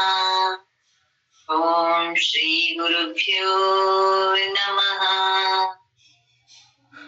सभी को ओम। आदरणीय दीदी जी को अब मंच और माइक सौंपते हुए आदरणीय दीदी जी ओम। ओम ओम प्रणाम। बहुत बहुत धन्यवाद बहन रुचि जी का। बच्चों के सर्वांगीण विकास के लिए देखिए कल कितना अच्छा सत्र लिया और आज कितने अच्छे तरीके से जो भी कठिन आसन थे एकदम स्वच्छता के साथ, एकदम बिल्कुल सफाई के साथ, एकदम है ना, कोई भी पोज ऐसा नहीं था जहां भी कहीं आपको स्पष्ट ना दिखाई दे। बहुत अच्छी तरीके से आज आपने, कल भी आपने बहुत अच्छा सत्र लिया, आज भी आपने बहुत अच्छी तरीके से सारे आसन है, प्राणायाम है, योगाभ्यास है, बहुत अच्छी तरीके से कराया। इसी तरीके से अगर हम खुद भी प्रयास करेंगे और बच्चों को भी इसका प्रयास कराएंगे तो निश्चित रूप से बच्चों के शारीरिक विकास के साथ साथ हमारा मानसिक विकास भी होता है, भौतिक विकास भी होता है और आध्यात्मिक विकास भी होता है। तो योग है ना, योग में वह शक्ति है कि जो हमारे पूरे शरीर को एकदम कहते हैं उज्जवल कर देती है, प्रकाशवान कर देती है। तो बहुत, और आप सबने धैर्य के साथ सबने सीखा। मैं देख रही थी सब लोग करने का प्रयास भी कर रहे थे। तो आप प्रयास करिए, धीरे धीरे आप उसको करने लग जाएंगे। एकदम कहते हैं ना अतिक्रमण नहीं करना है, धीरे धीरे शैन्य शैन्य हमें अपने योगाभ्यास को बढ़ाते जाना है। उसके अभ्यास की जो समय सीमा है और उसको आप आराम से करके देखेंगे। जब आप अपने स्वयं जब कर लें तब उसको दूसरे के सामने उसको आप कराइए। तो अब ज्योति जी जो है योगाभ्यास और आसन ये रोज करती हैं। ऐसा नहीं कि केवल आज ही आपको करके दिखाया, तो इस तरीके से नहीं करती वो। तो रोज योगाभ्यास वो करती हैं, जीती हैं उसको। तो आज इसीलिए आपके सामने देखिए कितनी अच्छी तरीके से करके दिखाया। और स्वस्थ जानना कि जो योग करता है, योग के प्रति पूर्ण समर्पित है, योग में आस्था रखता है और प्रतिदिन अपने को योगाभ्यास के द्वारा अपने शरीर को ठीक रखता है। तो देखिए जितनी भी योगी हमारी बहनें आई हैं सब आपको आपने देखा है, सामने प्रमाण है। इसमें झूठ तो है नहीं कि योग में कितनी शक्ति है। तो इसी में अगर हमारी आदरणीय बड़ी दीदी जी उपस्थित हैं तो वो भी थोड़ा सा आशीर्वाद दे दें सभी को। मैम मैं कुछ बोलना चाहती हूँ। हाँ बोलिए, पूछिए, आपको जो भी पूछना। जिस बहन ने देखिए आज के सत्र से संबंधित जो भी अगर पूछना है वो आप पूछ सकते हैं। मैम वो घर पर मम्मी को एलर्जी है, पहले इचिंग होती है, फिर बाद में रेड दाने बन जाते हैं, तो उसके लिए आयुर्वेदिक क्या उपाय यूज कर सकते हैं? मैम सारे एलोपैथिक यूज कर लिए, बहुत टाइम हो गया है एलर्जी को। देखिए अगर एलर्जी जैसे कि मतलब स्किन डिसीज, स्किन से संबंधित बीमारी है ये, तो यहाँ पहला तो प्रयास ये कीजिए कि थोड़ा नमक का सेवन थोड़ा कम कीजिए। Okay ma'am. कम कीजिए और प्राणायाम का थोड़ा लंबा अभ्यास कीजिए, क्योंकि कपालभाति प्राणायाम के लंबे अभ्यास से हमारा शुद्ध रक्त पूरे शरीर को पर्याप्त मात्रा में मिलता है, जिससे कि चर्म रोग दूर होते हैं, स्किन डिसीज दूर होती है। अनुलोम विलोम कपालभाति प्राणायाम का लंबा अभ्यास कीजिए। और स्किन डिसीज की जो प्रॉब्लम होती है, हो सकता है शायद उनको बाल झड़ने की समस्या हुई हो और उसकी हुई थी, क्योंकि जब यदि हम बाल झड़ने की समस्या की दवा लेते हैं, एलोपैथी की मेडिसिन लेते हैं, तो उसका इफेक्ट होता ही हमारे शरीर पर ये है कि हमें इचिंग होने लगती है, ये होता ही उसका। तो आप चीनी को छोड़िए, सर्वप्रथम चीनी को भी छोड़िए और नमक को भी थोड़ा कम कीजिए। और चीनी की जगह पर स्वामी जी की खांड आती है, आप उसका प्रयोग कीजिए। आप उसके खुद देखेंगे कि धीरे धीरे धीरे धीरे वह समस्या ठीक होगी। और दूसरे जो गोले का तेल आता है ना, नारियल का तेल, स्वामी जी का आ रहा है, नारियल का तेल की अगर आप उसकी मालिश करेंगे, नारियल के तेल को, अब इस ठंड के टाइम में वो एकदम गाढ़ा हो जाता है, उसको आप थोड़ा सा गुनगुना करके अगर उसमें थोड़ा सा उसमें आप नहीं, कायाकल्प तेल तो खैर लगा ही लेंगे, सोराइसिस वगैरह के लिए है वो भी, दांत खाज खुजली, तो आप लेकिन उसमें कायाकल्प तेल और प्लस कायाकल्प की गोलियां भी आती है, कायाकल्प का काढ़ा भी आता है। तो आप कायाकल्प का काढ़ा 1 चम्मच लेंगे और उसको 400 ग्राम पानी में पका के जब वो 100 ग्राम शेष रह जाएगा, उस काढ़े के साथ में आप पीजिए सुबह खाली पेट, और 2-2 गोली दिन में, अगर ज्यादा है तो 2-2 गोली दिन में 3 बार आप उसके लेंगे, और 3 बार ही थोड़ा सा कायाकल्प तेल लेके जहां जहां आपके खुजली है वहां पे उसको लगा लेंगे। लेकिन उसमें एक परहेज करना है कि जब हम ये इस दवाई का प्रयोग करते हैं कायाकल्प वटी का, तो उसमें दूध और दूध से बनी हुई चीजों का सेवन कम से कम खाने से मतलब ये जो हम खाते हैं गोलियां 2 घंटे पहले और 2 घंटे बाद तक ना करें। और मेरे ख्याल से जब तक ये सही नहीं हो जाता है, दूध से बनी हुई कोई चीज खाएं ही नहीं, चाय भी मत पीना, छोड़ दीजिए, ठीक है। और ये लगाइए, और आप गोले के तेल की अगर मालिश करेंगे ना, क्योंकि कभी कभी त्वचा खुश्क भी हो जाती है इस मौसम में, उससे भी खुजली आने लगती है। कई रीजन है ना, पता नहीं सकता कि किस कारण से है, क्योंकि रोगी सामने तो है नहीं उससे बात करें। तो इस तरीके से आप मालिश करेंगे। कायाकल्प तेल तो बहुत सारी चीजों में यूज होता है, कहीं आप जल जाए, कट जाए, फफोला, उसमें आप लगा लीजिए, फफोला नहीं पड़ेगा। कायाकल्प तेल की शीशी तो एक सभी के घर में होनी चाहिए, ठीक है। और आप जो एलोवेरा अगर आपके घर में लगा हुआ है तो एलोवेरा को भी पीस के उसको भी आप लगा सकते हैं, उसमें भी लाभ मिलता है, ठीक है। Thank you ma'am. हाँ चलिए, इस बड़ी दीदी है क्या? नहीं है दीदी। अच्छा, अरे रंजना जी, ओम। ओम दीदी, ओम ओम ओम, आप आ गए घूम के? हाँ, घूम के तो काफी दिन पहले से आ गई थी। मैं यहाँ वेलिंगटन आ गई हूँ। अच्छा, वेलिंगटन आ गए आप? अच्छा अच्छा हाँ। अच्छा अच्छा, चलिए भाई, चलिए। मैं सब यात्रा सफर में तो रोज जुड़ गई हूँ। एक हाँ। आधी दिन ऐसा हुआ होगा जब सफर में हुई होंगी, बाकी तो डेली रहती हूँ। हाँ, बिल्कुल बिल्कुल, हमारी बहुत ही राज्य कार्यकारिणी सदस्य बहन है, बहुत ही ऊर्जावान है। हाँ, बहुत ही ऊर्जावान बहन है हमारी, तो बहुत सुंदर सत्र हमारे आपको भी। हाँ जी, बहुत अच्छा, हाँ बहुत अच्छा सत्र लिया है। अब इस सत्र को हम यहीं पे विराम देंगे। सायंकालीन बेला में देखिए, समय से जुड़िए, क्योंकि समय से जब आप जुड़ते हैं तो समय से सत्र खत्म होते हैं, और बहुत कुछ अगर आपका निकल गया तो फिर वो आप कैसे उसको आप पढ़ेंगे, पूछे आप उसको करेंगे। तो एक भी चीज आपकी छूटनी नहीं चाहिए, इसलिए आप सुबह और शाम, क्योंकि अब ये समापन की ओर ही शिविर जा रहा है, बहुत कम दिन रह गए हैं और खास चीजें भी रह गई हैं, तो आप सुबह शाम समय से आप जुड़िए। उस सत्र को आप बिल्कुल मत मिस कीजिए। तो अब इस सत्र को हम